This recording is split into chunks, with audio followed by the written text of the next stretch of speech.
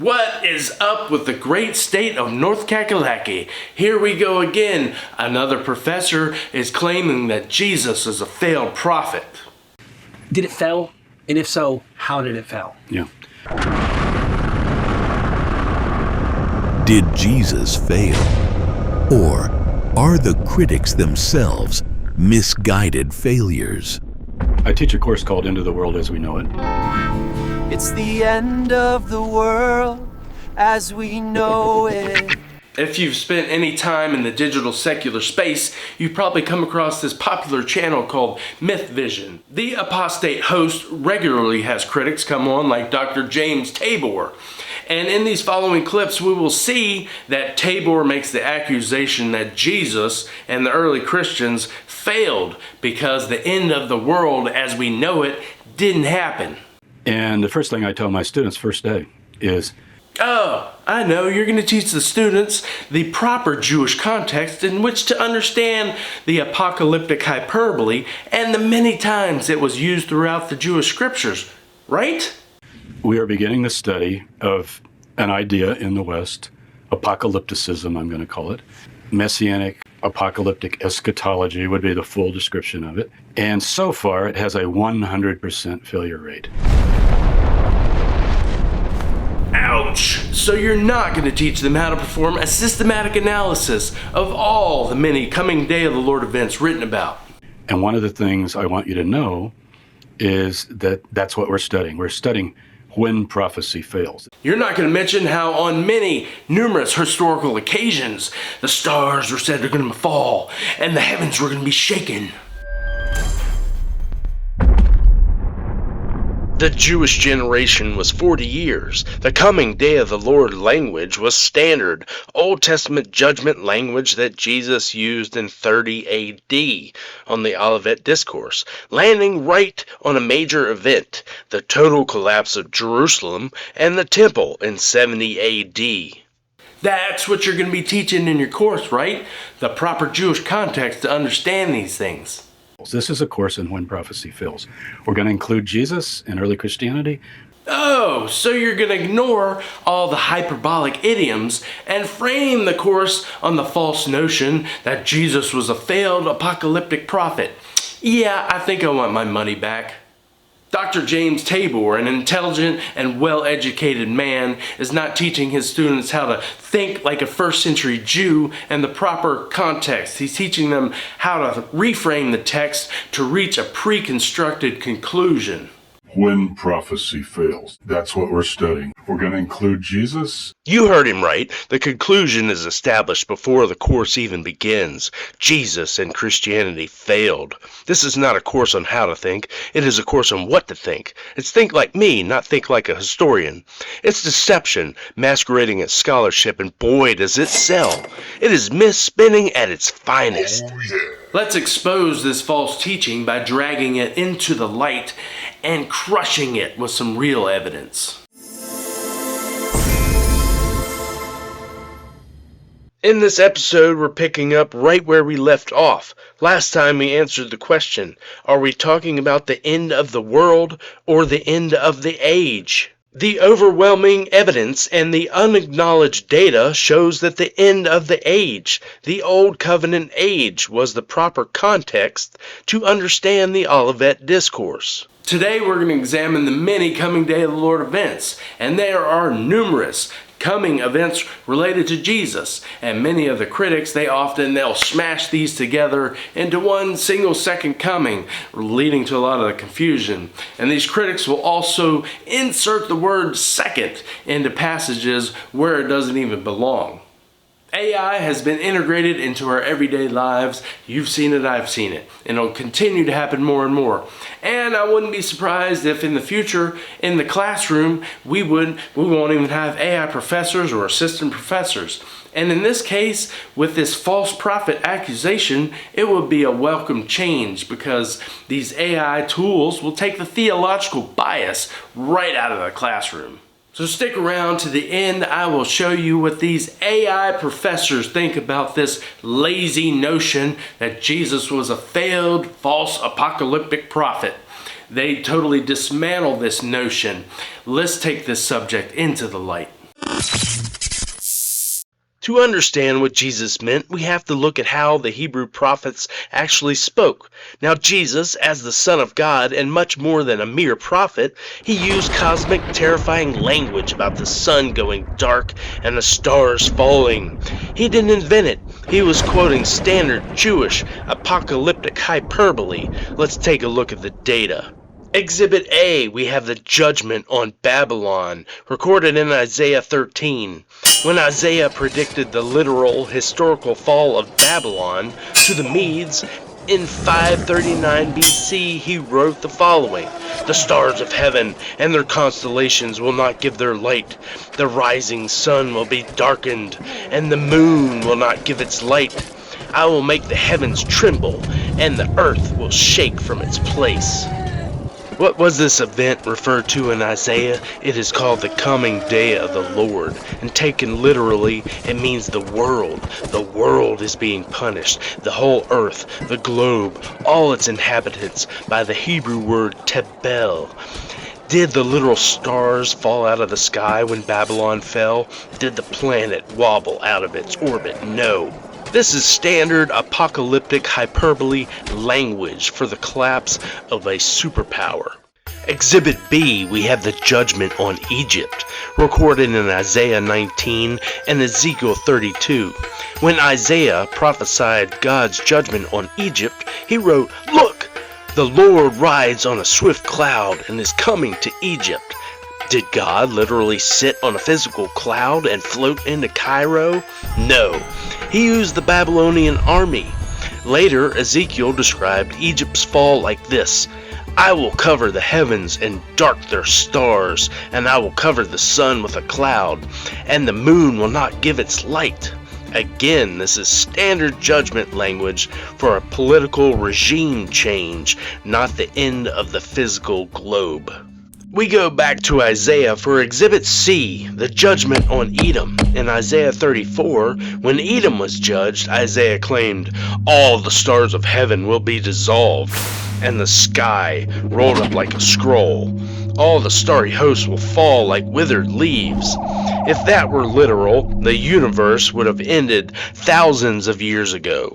Exhibit D, we have the judgment on Israel, recorded in Joel 2. Long before Jesus, Joel described a locust plague. Where have we heard that before? And a military invasion of Jerusalem, and it was called the Day of the Lord, where the earth shakes, the heavens tremble, the sun and the moon are darkened, and the stars no longer shine.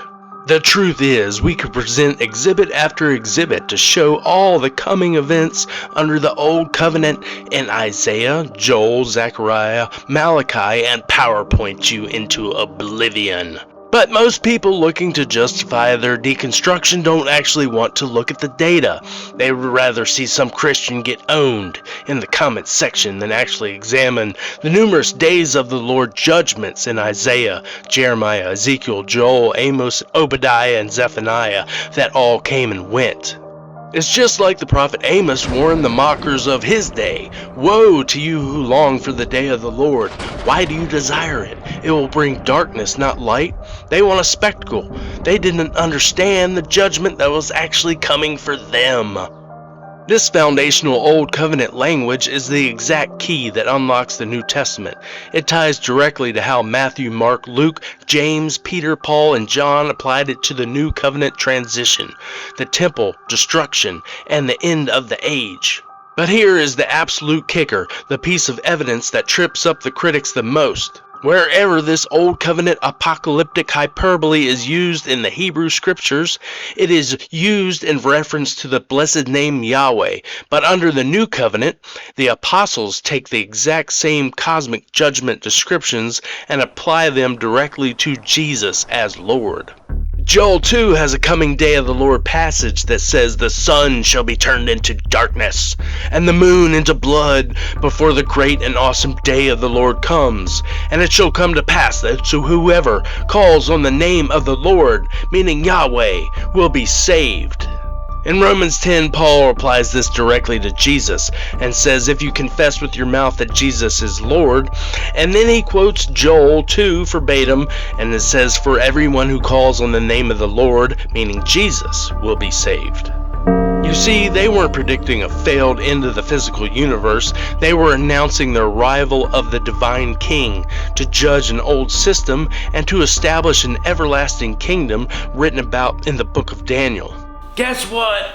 Every one of these Old Testament events passed, and every single one of them used literal end of the world language to describe local and historical judgments. And Jesus, being a master of the Hebrew scripture, unlike some of the professors that we've heard from, he used the exact same terminology to describe a historical event that happened, and he described it in 33 AD of it as judgment in 70 AD on Jerusalem and the temple.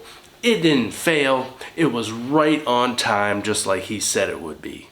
Now at the top of the show, I promised you that an AI professor would dismantle this lazy notion that Jesus was a failed apocalyptic prophet. On the total evidence, not cherry-picked verses taken out of context, the label false prophet or failed apocalyptic prophet is not a serious historical option. It is a modern myth sustained only by ignoring the data that the ancient world itself would have regarded as decisive. Grok AI.